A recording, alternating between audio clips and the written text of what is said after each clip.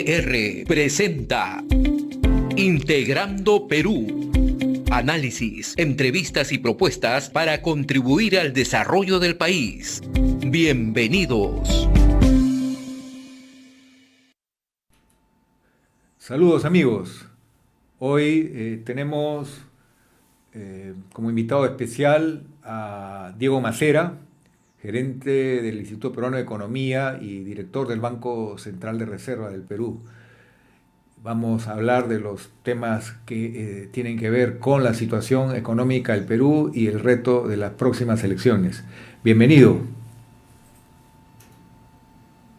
Hola Pedro, ¿qué tal? ¿Cómo estás? Gracias por la invitación. Un gusto saludarte. ¿Me escuchas bien? ¿Qué tal? Sí, yo te escucho perfecto. Ya, excelente. La primera pregunta sería la noticia que acaba de estar circulando en medios de que la empresa Petroperú se ha visto obligada a comunicar que las pérdidas acumuladas han superado la mitad de su patrimonio, que eso es una cosa evidentemente muy delicada porque es justamente el directorio anterior hizo cuestión de Estado para evitar una carta de esta naturaleza y a partir de eso se planteó la reestructuración de la empresa. Quiere decir que desde el año pasado a la fecha seguimos con el problema ahora en un nivel muy crítico porque se ha tenido la necesidad de cumplir con el mandato de la Ley General de Sociedades y se debe convocar de urgencia a la Junta General de Accionistas. ¿Cuál es tu opinión? Sí, mira, esto es algo que no debería sorprender demasiado, ¿ya? A ver, el año pasado Petroperú había dicho, la directiva de Petroperú había anunciado que iban a tener, que iban a cerrar el año en azul, que iban a tener utilidades, y eso claramente no se dio. Luego se dijo que para este año se iba a lograr. Ya vamos a más de la mitad del año y parece que eso tampoco será cierto. Em, Desde el año pasado ya era más o menos claro que Petroperú iba a necesitar alguna suerte de capitalización, inyección extra hacia mediados de este año. Yo recuerdo haberlo dicho hacia octubre, noviembre, ¿no? Sobre todo si es que no se tomaban decisiones un poco más severas. No se tomaron. Recordemos que en septiembre ya había habido si no recuerdo mal, fue un decreto de urgencia de septiembre en el que se habla de esta necesidad de una transformación interna en Petroperú y se le da otra millonada de plata eh, a cambio de tener por lo menos algunos procesos internos de mejora. Eso lógicamente no se dio. ¿No? Ya pasó un año desde el informe, desde el decreto de urgencia, no se hizo mucho. Como era previsible, de nuevo, Petroperú requirió ayuda adicional del fisco en formas diferentes, ¿no? Hay garantías, hay ayudas tributarias, ¿no? Hay aportes de capital directamente, hay diferentes formas en que, pero digamos, de una u otra manera somos los contribuyentes los que estamos aquí pagando la cuenta. Y pasó pues lo que era, digamos que no de verdad debería nos sorprender demasiado, ¿no? Que llegamos a estos ratios que gatillan una situación ya más bien crítica, en donde el directorio tiene que, ¿no? informar a la Junta de Accionistas, ¿no? Que son el Ministerio de Economía y Finanzas y el MINEM, ¿no? Y a menos que haya eh, probablemente un aporte de capital significativo hacia la empresa, incurres en una causal de disolución o liquidación, entrar a un tema ya más concursal. Eh, a menos que puedas revertir estos ratios. Ahora, yo no tengo en la cabeza exactamente cómo funciona aquí los plazos. No, la ley entiendo que dice que tiene que ser de inmediato, pero vamos a ver cuál es acá la reacción del Ministerio de Economía y Finanzas, que es quien en principio tendría la facultad de ver si esto de ver cómo frena la avalancha que se viene. ¿no? Y esto en coordinación, lógicamente, con el otro accionista de Petroperú, que es el MINEM. Ahora, en el fondo, esto no debería sorprender mucho, esto es algo que ya se venía discutiendo, que ya hemos habido estudios abogados que han estado debatiendo teóricamente esta pregunta desde hace un buen rato.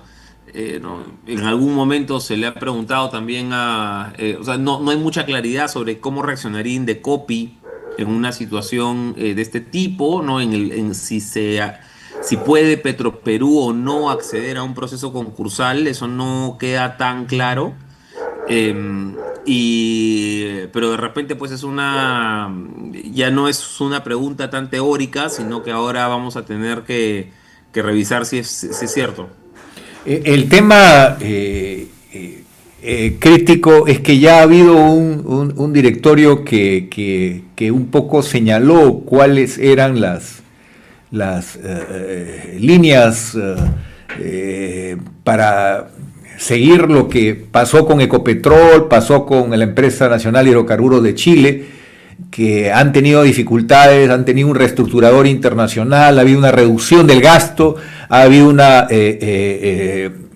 venta de activos que no son los más rentables, ha habido una reestructuración. Todos esos procesos se han comenzado, están yendo por la vía regular, y esa vía puede ser muy lenta para el estado crítico del paciente. Entonces, estamos hablando de que el régimen jurídico de los acreedores nacionales no es el mismo que el régimen jurídico de los bonistas internacionales, que pueden actuar contra la República del Perú, aunque no haya aval del Estado. Entonces, todo este tema nos obliga a tomar en serio este problema y buscar el mejor equipo de expertos que ayude a resolverlo, porque el impacto en el Producto Bruto Interno es significativo. Estamos hablando de comprometer recursos que pueden ser orientados a otro tipo de necesidades muy urgentes que hoy tiene el Estado, ¿no? Sí, ahí de lo que mencionabas, creo que una de las tareas urgentes es que quede claro que acá no ha habido aval del Estado. Y que los bonistas aquí han arriesgado, como cualquier bonista, su cuenta y riesgo, y que el Estado, con la cartera de los contribuyentes, eso es un tema totalmente aparte, ¿no? Aquí quien tiene que responder es Petroperú y no necesariamente nosotros con nuestros pagos de IGB y de renta, etcétera. Eso es un punto Pero Diego, bien importante. yo te hago una pequeña observación. Ha trascendido que el ministro de Economía habría firmado una carta dirigida a los auditores diciendo que el Estado garantizaba a Petroperú. Si esa carta existe... Sí, era una idea que había flotado al ministro de Economía hacía ya, no sé cuánto lo dijo, hace como un mes, creo que había mencionado que tenía la idea de garantizar por lo menos una parte, no sé si toda, pero por lo menos una parte de la deuda de Petroperú y pasar a ser deuda pública, ¿no? La lógica financiera era que esto le iba a permitir mejores tasas, ¿no? Que es lo que siempre que es lo que siempre, lo que siempre se ha discutido. Ahora, no sé a qué nivel, yo pensaría que no. Esto hace ya vincular tiene 4.000 millones de dólares de deuda que tiene Petroperú a cargo de los contribuyentes. Eh, Espero que no sea ese el caso, porque sería un desastre. O sea, yo sospecharía que no es el caso porque sería en verdad gravísimo. Ahora, perdón, del otro que decías antes, esta transformación interna y esto, en el decreto de urgencia que yo mencionaba de septiembre, se habló la contratación de una suerte, creo que le decían ahí así como Chief Transformation Officer o algo por el estilo, ¿no? Es alguien que reestructura de la manera interna en que está funcionando, crea estas eficiencias de las que comentabas, y que se tenía que contratar. Y septiembre del año pasado, ¿eh? Eh, Hasta hace por lo menos un mes y medio, yo recuerdo al ministro de Economía y Finanzas diciendo que ya había hablado con el ministro de Energía y Minas para ver la posibilidad de evaluar que se empezara el proceso de contratar a este Chief Transformation Officer, ¿no? El que debería encontrar estas eficiencias internas. Entonces, Claramente no se avanzó casi nada, no fue prioridad. Ahí se quedó, más fácil era de repente extenderle una ayuda financiera mientras tanto, cuando en realidad la visión que tenía el directorio anterior, ¿no? El que lo presidió el señor Stark, era tratar de imprimirle en la ruta de Ecopetrol que comentabas tú antes, tratar de imprimirle algo de disciplina de la actividad privada hacia Petroperú. Entonces, ¿qué cosa? O sea, a ver, en el escenario ideal, eso hubiera significado, aunque sea una parte de las acciones, que hoy la ley te permite hasta el 49%, ¿no? Que pasen a manos privadas. Ahora, de ahí tienes el problema de, claro, ¿quién quiere comprar una empresa en ese estado? Entonces, ahí surgían otras ideas, ¿no? O sea, de repente era, oye, se podría partir esto, ¿no? Y tener una parte, si quieres, más limpia y otra un poco más complicada, ¿no? Esa era una idea que se había flotado. Otra idea es, oye, ya, tú puedes entrar con menos de la mitad, pero tienes algún tipo de veto sobre la directiva, sobre los gerentes, algún poder vinculante, ¿no? Que te dé cierta garantía de predictibilidad. No, pero esos de repente eran todos pasos posteriores, ¿no? Lo primero era ordenar la casa, ¿no? La parte operativa. Pero Para eso, Diego, una pregunta. Tú no puedes manejar estos temas tan delicados como lamentablemente se manejan las citas en hospitales públicos, como se ha salido la información de que una persona tiene un problema de salud y la cita le puede demorar el próximo año. O sea, ahí tienes que seguir un expediente rápido, un fast track que te lleve a soluciones ejecutivas porque la situación es urgente. La Junta General de Accionistas ha podido respaldar a la empresa con un procedimiento más ágil, más rápido y no mantener al paciente en cuidados intensivos, ¿no? sí, mira, cualquier salida va a costar plata. Ya eso creo que yo lo había escrito antes. O sea, aquí no hay opciones, no hay ninguna opción buena. ¿Ya? O sea, acá tenemos que elegir entre opciones malas, pésimas y nefastas. ¿Ya? Y tenemos que elegir, y honestamente, para mí a este punto, llegado donde estamos hoy día, mira, no es un tema de energía, no es un tema de soberanía energética, no es un tema, el tema hoy día es fiscal. ¿Ya? O sea, el punto de fondo de Petroperú, el problema en el que estamos es un tema fiscal. ¿Ya? ¿Y cómo hacemos que esto nos cueste la menor cantidad de plata en el largo plazo? ¿Ya? No, eso de repente significaba, y ahí coincido contigo, pero eso de repente significaba, oye, tenemos que poner más plata hoy día. ¿Ya? Pero, y el punto importante es, ¿a cambio de qué? O sea, ¿qué estamos comprando con esa plata? ¿Ya? Porque lo que nos ha venido pasando en los últimos, y ya van no sé cuántos años desde el último desembolso, 3 años me parece, eh, que venimos poniendo plata a los contribuyentes y ¿qué compramos? No hemos comprado nada, no hemos comprado ningún cambio. ¿Ya? Entonces, yo coincido en que eso tenía que haberse hecho desde antes, ¿ya? Y nos hubiéramos evitado un montón de dolores de cabeza, que eso es lo que estamos hoy día. Y el problema es que mientras más dejemos este problema, porque no solamente financiero y político, ya también es operativo. O sea, tienes el tema, operativamente tienes el problema con la planta de Flexicoking, además, en la refinería. No, los márgenes operativos no te están dando. Entonces, hay problemas más allá de la parte estrictamente financiera y política. Si esto no lo solucionas, yo no sé quién te va a venir a comprar una parte, que es lo que, oye, revendamos Petroperú, no privaticemos. ¿A quién? ¿Quién va a querer, o sea, quién va inmediatamente a venir con un cheque grandazo a dárnoslo? Yo no la veo tan clara. O sea, lo urgente, mira, por lo menos una salida rápida hubiera sido de repente entrar en el ámbito de FONAFE. ¿Ya? Eso hubiera sido Bueno, medianamente simple. el directorio anterior logró acordar con el MEF un seguimiento especial de FONAFE. Lamentablemente ese mandato político no fue renovado y FONAFE otra vez se deshizo del tema, ¿no? Por eso hubiera sido algo, eso no es demasiado difícil, eso es quizá lo mínimo, ¿ya? Un FONAFE.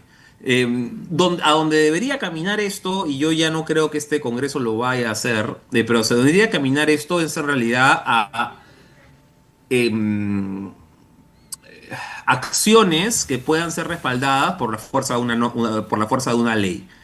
¿Ya? Y esto implica administración privada, eso implica tener un ojo realmente puesto en la privatización en los siguientes años, por lo menos parcial, no, y darle sobre todo, yo te diría, un nivel de blindaje institucional a la empresa para que no pueda ser más sujeta de manoseos políticos. ¿Ya? Eso es de repente lo absolutamente fundamental. Acá no podemos caer creo, en los facilismos y el populismo de decir, bueno, ¿sabes qué? Pues privaticemos todo porque simplemente no se puede.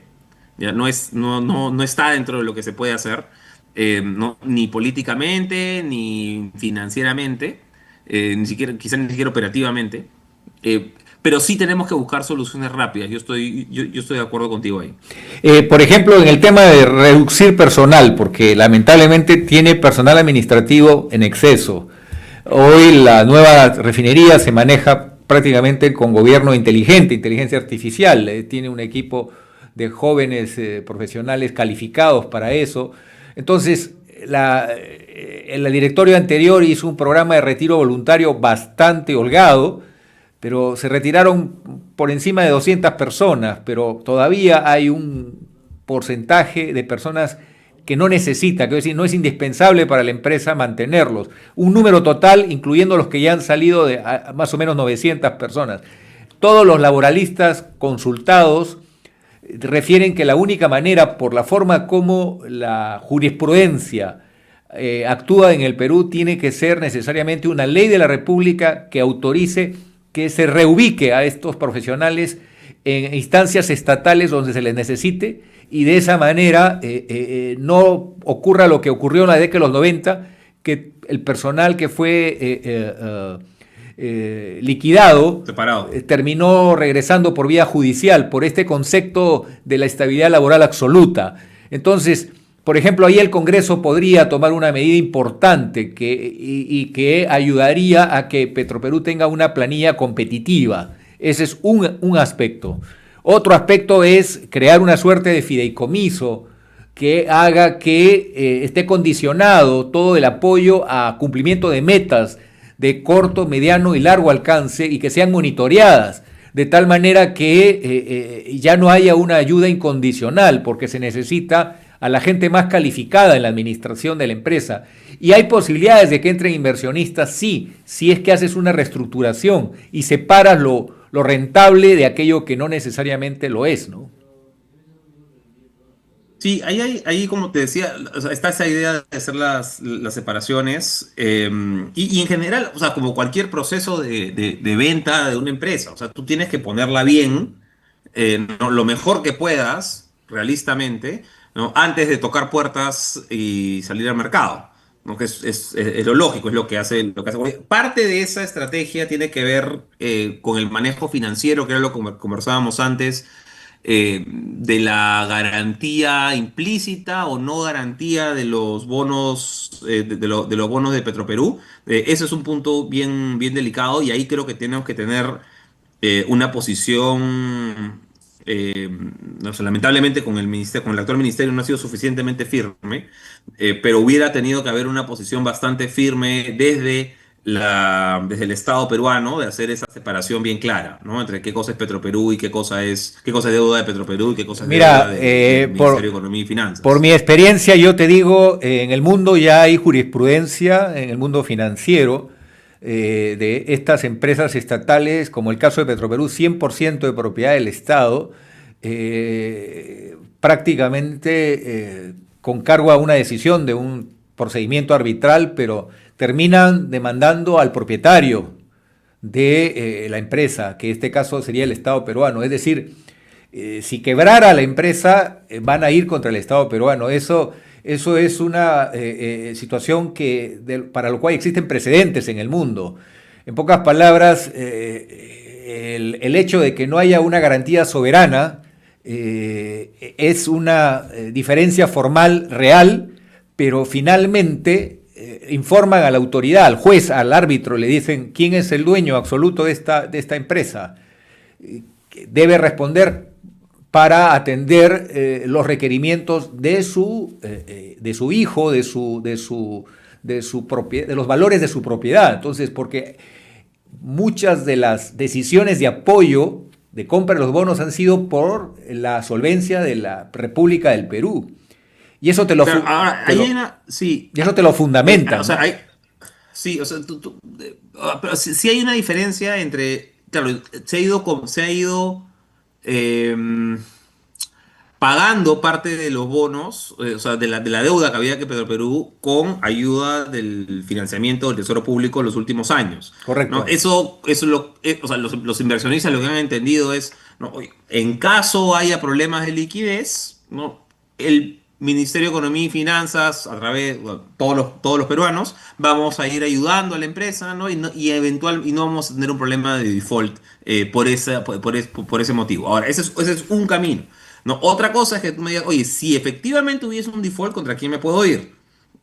No, esos son, o sea, es parecido, pero no es igual. Y lo otro que es importante ahí, mira, Petroperú debería poder pagar buena parte, debería poder pagar buena parte de su deuda en tanto se solucionen los problemas operativos y pueda seguir funcionando. ¿Ya? Esto no va a suceder si es que simplemente se apaga la luz y vamos a la quiebra y chao y se liquida, ¿no? Y vamos a un proceso en el que cada bonista trata de jalar lo que pueda, ¿no? Y es una quiebra, si quieres, una liquidación desordenada. Hacia donde uno de los caminos hacia donde podría transitar, que sería más eficiente, es a un proceso concursal.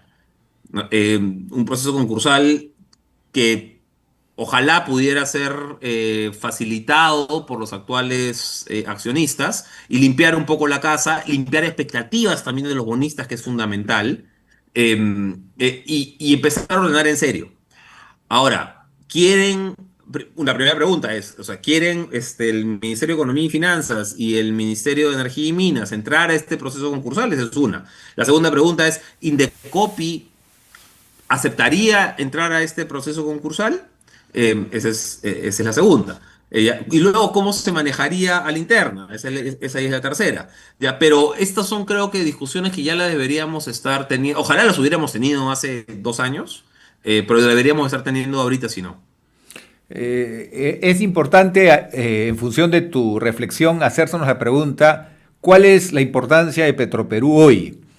Y la respuesta es clara y directa. En primer lugar, Petroperú lleva el combustible al mismo precio que en Lima a lugares muy remotos del país. Que si esto se lo encargamos a una empresa privada, esa empresa privada te va a cobrar la diferencia del transporte desde un punto donde el mercado funciona normalmente a puntos muy lejanos. Otro tema... Sí, perdóname, pero no es que exista, o sea, no es que Petroperú lo pueda hacer gratis, o sea, gratis significa que lo pagamos nosotros. Obviamente, castiga las utilidades de la empresa. Otro tema, otro tema importante es por qué razón el año el año 94, 95, el entonces presidente Fujimori decidió parar a la mitad del camino la venta total de Petroperú. Yo hice una investigación de esa época y hubo 2 respuestas. Primero, que la Fuerza Armada había informado al presidente que Petroperú le habilitaba de combustibles en puntos muy variados, y eso evidentemente no lo podía hacer una empresa privada porque no tenía la infraestructura. Y lo segundo, muy importante, Petroperú le daba facilidades de crédito a las Fuerzas Armadas y a la Policía Nacional para suministrarle el combustible. Entonces, vayamos más allá. Hasta el año 2004, el regulador del mercado de combustibles de forma directa era Petroperú, que no subía los precios como si se producía en el mercado internacional. Hemos llegado a 20.000 millones de soles de subsidio con el Fondo de Estabilización, que nació en 2004 y que ya tiene 20 años, donde el Estado ha comprometido recursos para cubrir la diferencia y garantizarle el pago a los mayoristas. Entonces, en pocas palabras, estamos frente a una situación donde ¿Por qué Chile, que no produce de manera significativa hidrocarburos, mantiene una empresa estatal de hidrocarburos? Colombia, que se parece más a la realidad nuestra, mantiene una empresa estatal de hidrocarburos. El problema es que el 20% de su historia, Petroperú, ha sido manejada políticamente sin respetar los criterios técnicos, pero el 80% de su historia ha dado utilidades.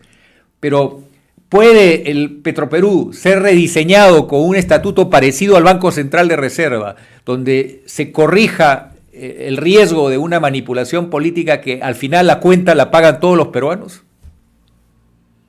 Yo honestamente ahí, pero yo discrepo un poco. Yo no veo la necesidad de que tengas una empresa de esta naturaleza, gestionada por el Estado. Esta es una actividad empresarial, que podría, y cuando tú me dices, oye, ¿sabes qué? Lleva más barato el crudo por allá o da crédito más barato por aquí. Bueno, eso lo estamos pagando todos. O sea, no, acá no hay nada gratis. O sea, si es que la empresa no está facturando lo que debería facturar por gasolina, no está dando crédito más barato, o la está llevando a zonas alejadas, y no te está cobrando por eso, bueno, es porque está perdiendo las utilidades, y las utilidades al final es plata de todos los peruanos. Entonces, la está subsidiando igual. ¿Ya? Entonces, y si me dice, oye, pero hay un tema de soberanía estratégica, energética.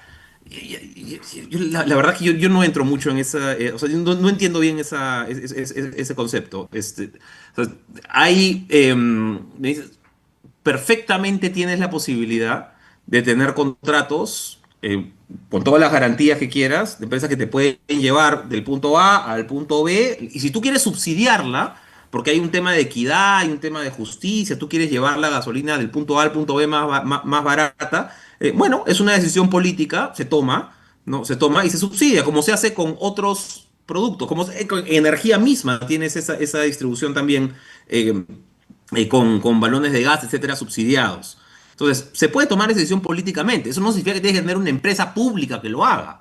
Ya, ahí, eso sí, yo menos aún en un país que ni siquiera produce la cantidad de crudo. Pues tú decías, oye, Colombia lo tiene, pero Colombia sí produce crudo. Lo mismo Brasil, lo mismo México. Yo aquí, honestamente, yo no veo mayor necesidad de tener, o sea, creo que con buena regulación pública debería ser más que suficiente. Si es que ahora, tampoco se puede, y lo decía antes, no es que puedas deshacerte de ello mañana. No, no es que mañana puedo decir, bueno, ¿sabes qué? Entonces, ¿sabes qué? Privatizamos todo Petroperú, el 100% se va. Honestamente, para mí sería lo ideal, si se pudiera, ¿ya? Pero no se puede.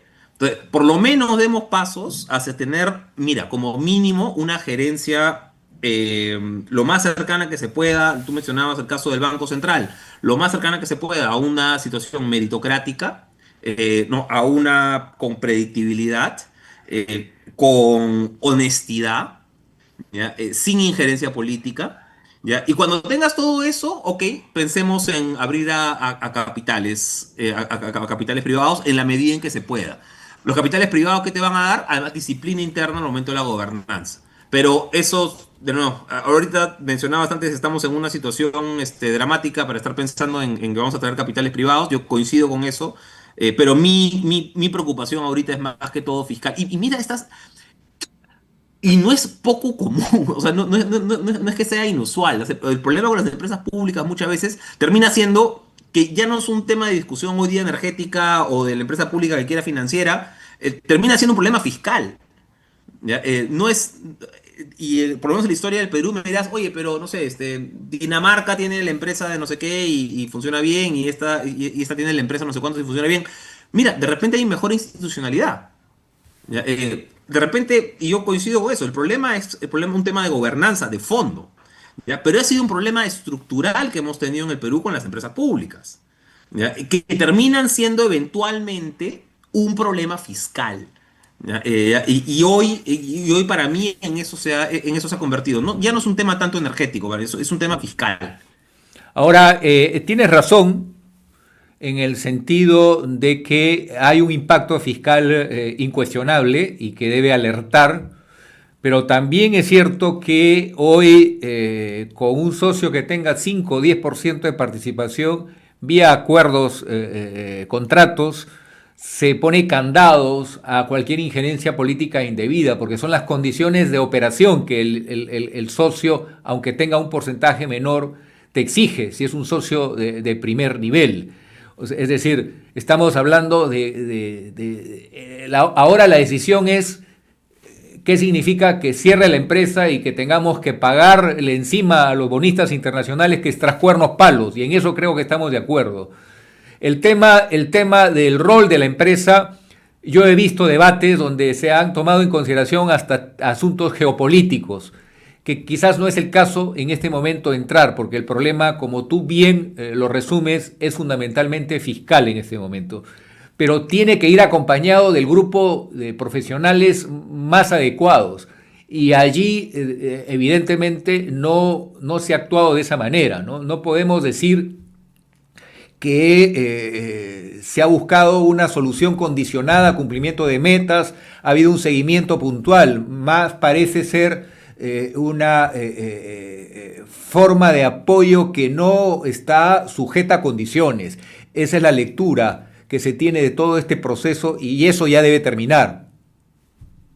Sí, no, yo ahí coincido totalmente. O sea, lo que hemos tenido en los últimos años son promesas de cambio, son que vamos a hacer la eficiencia en el manejo de personal que mencionabas antes, por ejemplo.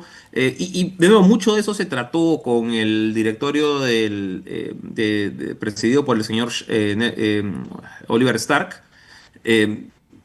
Y miren lo que quedó.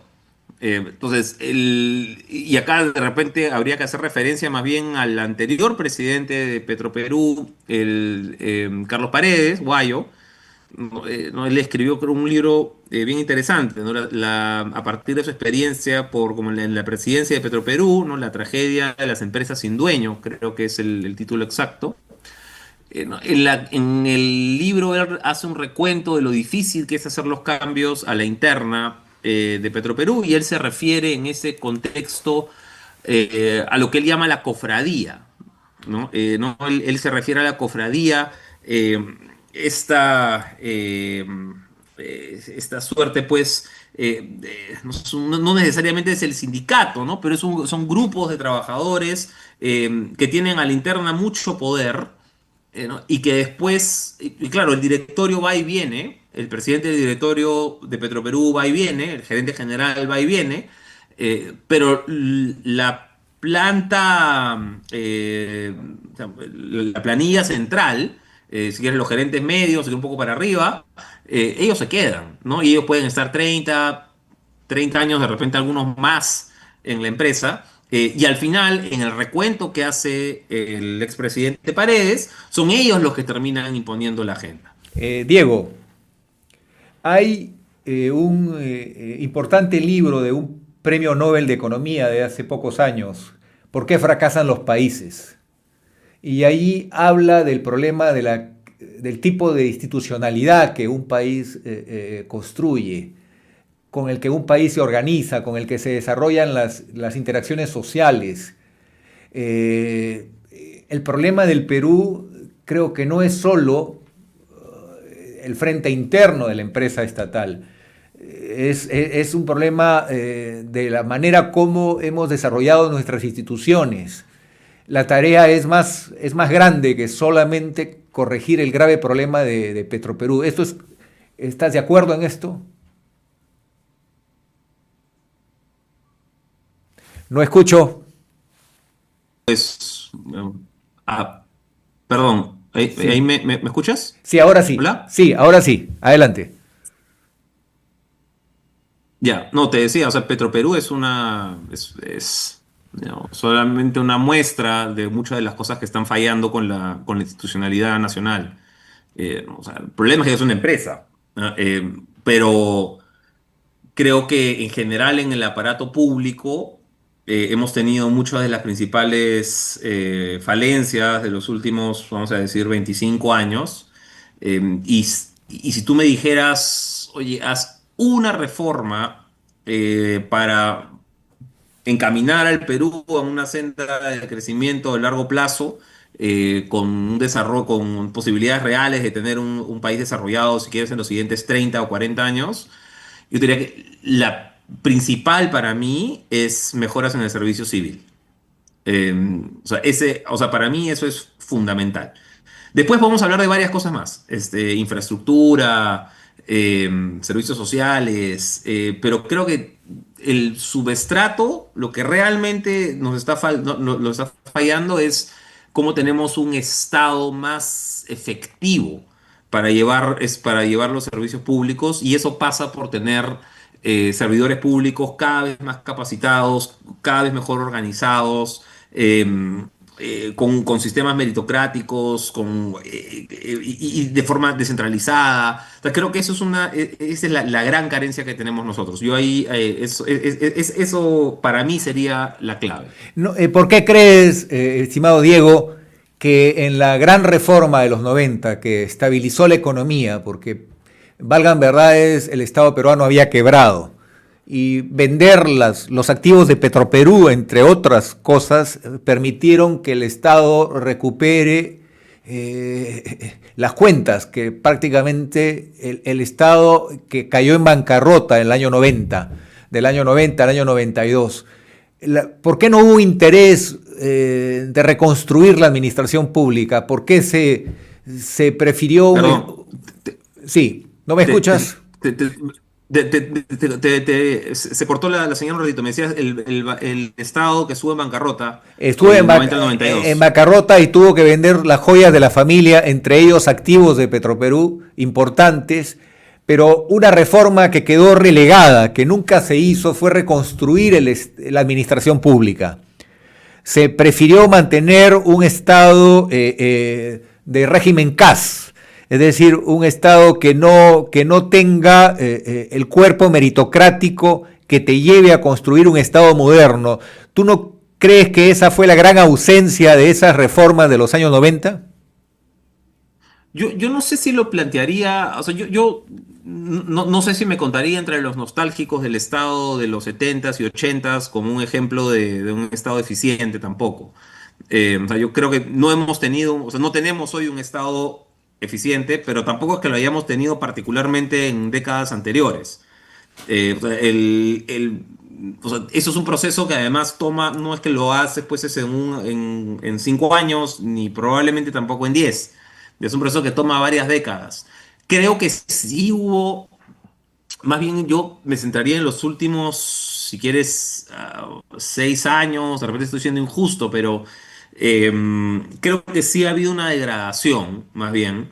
Hemos ido un poco a la contraria en los últimos, vamos a decir, pues 5 años, quizá un poco más, quizá uno podría decir 10, donde hemos perdido algo del talento del Estado. En algunas instituciones hemos perdido fuerza. Creo que, o sea, ha habido, últimamente ha habido crítica, por ejemplo, respecto de la posición, la fuerza que tiene el Ministerio de Economía y Finanzas en moldear el debate público, ¿no? Y en enfrentar de repente al Congreso en ciertas situaciones donde le correspondía mantener la disciplina fiscal. Entonces creo que en general sí ha habido una pérdida de fuerza en algunas instituciones públicas, y hemos estado yendo en el camino inverso a lo que yo mencionaba hace un ratito, que debería ser el componente central de cualquier proceso de relanzamiento nacional para tener un país y un Estado desarrollado en los siguientes 30 años. Mira, el Banco Central, que normalmente se utiliza como ejemplo, no, y por supuesto, o sea, el Banco Central tiene un nivel de meritocracia, competencia técnica sumamente elevado. Ahora el reto está en cómo trasladamos parte de esos aprendizajes a instituciones que no necesariamente tienen un componente, o sea, no necesariamente son constitucionalmente autónomas, como puede ser el Banco Central de Reserva. O sea, que había algunos candidatos presidenciales, por ejemplo, que tenían la idea de, oye, ¿qué tal si, dado que al Banco Central le ha ido bien, ¿por qué no hacemos constitucionalmente autónomo también otros ministerios? Lo que hoy día es un ministerio, no sé, de salud, educación, infraestructura, ¿no? Lo hacemos constitucionalmente autónomo. Creo que es muy difícil, ¿ya? Y creo que además pierde O sea, digamos, pierde un sentido del mandato popular también en cierta dimensión. Entonces, el reto es cómo hacemos, cómo recogemos estas lecciones y para no individualizar en el banco, ¿no? O sea, tienes también la SBS, por ejemplo, con gente también muy competente ahí. eh, eh, pero que puedan ser replicables en la medida de lo posible, no solamente en los ministerios, ¿ya? Sino también hoy tenemos un estado sumamente descentralizado, ¿no? Son casi 1900 municipalidades distritales, ¿no? Casi 180, 190 provinciales, más los 25 gobiernos regionales, ¿no? ¿Cómo generamos también competencias dentro del nivel subnacional? Es un reto gigantesco y en algunos casos va a ser demasiado difícil. ¿Ya? Con lo cual nos toca pensar cómo hacemos para encontrar más bien sinergias, espacios de concertación a nivel provincial o a nivel regional, ¿no? Para que no tengamos la atomización de proyectos de inversión que tenemos hoy día. Entonces, y honestamente yo creo que ese es el problema, uno de los problemas más importantes que tenemos que resolver como país. ¿Cómo hacemos un Estado más efectivo? Diego, te quisiera hacer una pregunta de la crisis institucional presente. Por ejemplo, ¿qué opinas de esa sentencia del Tribunal Constitucional que ha relativizado la restricción a los congresistas de no tener iniciativa de gasto? Por ejemplo, ese Sí. es un tema en el que hay seria preocupación. Sí, mira, desde el Consejo Fiscal hemos hablado sobre eso. Es un problema que estamos enfrentando que es nuevo. Mira, de los candados que tiene la Constitución y que nos ha servido en términos macroeconómicos en los últimos años, uno de estos candados básicos, así como tienes la independencia del Banco Central, ¿no? O sea, que el Banco Central no puede prestarle plata al Ministerio de Economía y Finanzas, es unos candados fundamentales en responsabilidad macroeconómica. Uno de ellos es este candado hacia el mayor gasto público generado por iniciativa del Congreso. Eso lo vemos, eso es un candado súper importante y que ahora más bien se ha flexibilizado, por decirlo de alguna manera, a partir de esta sentencia del Tribunal Constitucional. Ahora, ha dado algunos espacios para tratar de mejorar la situación y creo que darle un poquito más de predictibilidad, ¿no? El Tribunal Constitucional ha hablado en una de sus últimas interpretaciones, sentencias sobre el caso, es que el Ministerio de Economía y Finanzas y el Congreso deberían encontrar algunos espacios en donde pueda haber una coordinación cuando hay estas iniciativas. Entonces, ya el Tribunal Constitucional ha hablado de eso, creo que ahora lo que toca más bien es empezar a concretarlas. Porque lo que no hace sentido, y digamos, yo no soy constitucionalista, ¿ya? Pero digamos, no me hace mucho sentido que el tribunal, o sea, que se diga en la Constitución, oye, el Congreso no tiene iniciativa de gasto para este año, no, pero de repente, pero para el siguiente sí, ¿ya? Ya. Entonces como que me digas, no sé, hoy tienes derecho al trabajo o a la vivienda, lo que sea, este año sí, sí lo tienes, pero el próximo año no necesariamente, ¿ah? Eh, no, yo no entiendo bien, ahí de nuevo, no soy constitucionalista, pero me cuesta entender esa lógica. Y felizmente ha habido este esfuerzo por tratar de darle, incentivar de que haya estos mecanismos de coordinación entre el Ministerio de Economía y Finanzas y el Congreso para que no se desbande. Pero sí creo que se ha abierto una compuerta grave y lo que estamos, mira, siempre ha habido normas que han tratado de pasar más gasto, ¿ya? Y eran gastos, pues, a veces eran, no sé, algunas decenas de millones de soles por aquí, otras decenas, que es un montón de plata, ¿no? Y el Ministerio de Economía y Finanzas trataba de manejarlo de una manera u otra. Pero hoy, algunas de las normas que se están pasando, y lamentablemente con la venia del Ministerio de Economía y Finanzas, ya estás hablando pues de cientos o de miles de millones de soles. O sea, ya no es juego. Entonces, la ruta que estamos siguiendo es peligrosa y es algo a mí lo que me preocupa, es que estamos entrando en este camino sin estar debidamente inmunizados, ¿no? Estas nuevas generaciones, ¿no? Sin estar debidamente inmunizadas en contra del problema del déficit fiscal. O sea, tienes otros países en donde, o sea, pues, sin ir muy lejos, o sea, tienes la discusión hoy en Ecuador, tienes la discusión en Bolivia, tienes la discusión en Argentina, tienes la discusión en Brasil, ¿no? En donde el tema del déficit, claro, los últimos años ha sido una discusión grande. ¿Ya? Y que se deja ajustar por allá, que deja ajustar por allá, oye, que tenemos tema con el Fondo Monetario Internacional, que no tenemos que tiene que prestarnos plata. O sea, es una discusión nacional. Aquí, por la responsabilidad que hemos tenido en los últimos 30 años, felizmente, no hemos tenido esa discusión. Entonces, ¿qué cosa ha generado en parte? Yo creo, ha generado una sensación de quizá de confianza desmedida, ¿no? Una sensación de que no nos pasa nada, ¿no? De que podemos seguir gastando, de que podemos seguir incumpliendo la regla fiscal y podemos comprar estos aviones de no sé cuántos miles de millones de dólares y no pasa nada. Y eventualmente sí pasa. ¿Ya? Y seguimos haciendo exoneraciones fiscales, ¿no? Y que las zonas económicas por ahí, y que la agricultura por allá, y que los hoteles y restaurantes a la derecha y a la izquierda, y no pasa nada. Diego, Y eso no va, sí. yo quisiera, porque el tiempo es ingrato en los medios, en las redes, yo quisiera terminar esta importante entrevista contigo mencionándote el problema para la economía de esta creciente situación de inseguridad, de crímenes de sicariato que se están produciendo a cada rato con distintos actores de la economía, el transportista, el dueño de un negocio, por más humilde que éste sea, o empresarios en ciudades del interior del Perú, y ahora la minería ilegal, que está llegando a cifras que el Instituto Peruano de Economía ha reportado, pero astronómicas. Prácticamente tenemos otro país tan grande como el país legal que está manejando importantes recursos, y los operativos estatales no llegan al 1 o 2% del impacto que genera en la economía este tipo de amenazas tan serias. ¿Cuál es tu reflexión sobre este problema? Mira, hay varios temas ya, pero yo puedo hablar más sobre la lista económica, pero creo que sería injusto no mencionar primero que aquí el problema principalmente, o sea, es un tema humano, ¿no? O sea, aquí el problema es los crímenes realmente graves que tienen que ver con atentados contra la vida, tienes esclavitud, tienes trata de personas, o sea, ese debería ser el foco. Ya. Ahora, aparte de eso, tienes problemas económicos, tienes problemas ambientales, no tienes problemas de otra naturaleza.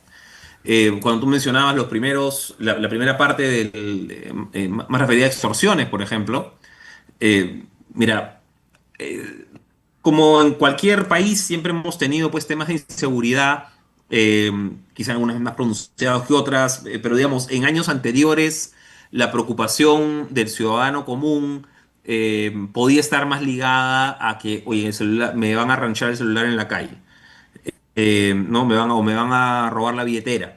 Y si bien sigue habiendo esas preocupaciones, y de hecho han subido las denuncias de estos casos, yo te digo, ahora el problema es bastante más serio porque la extorsión tiene una naturaleza distinta, ¿no? Porque cuando a ti te roban el celular o la billetera, te están robando el fruto de tu esfuerzo.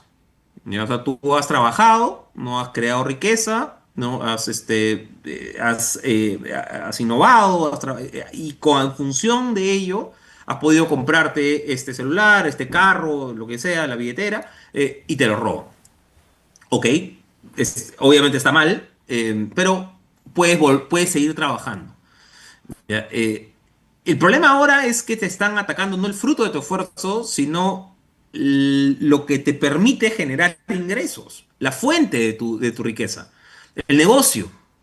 Desde la pequeña bodega, desde el centro de entretenimiento, ayer veía las noticias, el colegio, Dios mío. Entonces, eso es tanto más grave porque no ataca el fruto del esfuerzo, sino ataca la posibilidad de la economía en general, ¿no? Del pequeño negocio, ¿no? De generar ingresos. Y eso tiene un impacto también bastante complicado. Ahora, además de ello, tienes impactos, hoy día veíamos nuevos paros en transportistas por la creciente inseguridad ciudadana. Entonces, a mí lo que me preocupa, y ya con esto termino, que sé que estamos con el tiempo corto, Una de las preocupaciones grandes es, y yendo al último punto que mencionabas, la minería ilegal, la plata que hay, es muchísimo dinero, es muchísimo. Y esto perfectamente podría canalizarse una parte en las elecciones que vienen. Y no solamente, claro, y desde Lima a veces de repente estamos muy entretenidos con las elecciones nacionales, ¿no? En las que suceden en abril, ¿no? Donde elegimos al presidente, senado, diputados, parlamento andino, pero muchas de ellas podrían estarse canalizando también en las elecciones, y quizás sobre todo en las elecciones subnacionales de octubre, donde vamos a elegir a todos los gobernadores y todos los alcaldes y los consejos municipales, etcétera, y en donde de repente esta filtración del dinero ilícito, que de nuevo hay muchísimo más de lo que había antes, quizá podría ser, quizá podría estar más interesado en entrar ahí. Entonces, yo no, eh, digamos, si yo tuviera que elegir un riesgo grande que tenemos para los siguientes años, yo creo que probablemente iría por ahí. Mis, eh, los cimientos macro, mal que bien, están puestos. Yo decía, hay un riesgo fiscal, por supuesto que hay un riesgo fiscal, pero eso se puede ir corrigiendo, ojalá se pueda ir corrigiendo en los siguientes años. Creo que vienen elecciones en el 26, creo que hay una buena probabilidad de que tengamos, tanto desde el Ejecutivo como el Legislativo, una visión fiscal un poco más seria, ojalá. Eh, pero esta parte de presentación de economías ilegales sí es algo que quizá que me preocupa incluso más. Diego, muchas gracias y estoy seguro que pronto habrá un nuevo capítulo de este diálogo contigo porque es un tema muy importante que jóvenes talentos como tú no migren y se hayan quedado a asumir la tarea de hacer país. Muchas gracias. Te agradezco la oportunidad, Pedro. Un abrazo. Hemos presentado Integrando Perú. Retornamos en nuestra próxima edición con más entrevistas y el análisis para contribuir al desarrollo de nuestro país.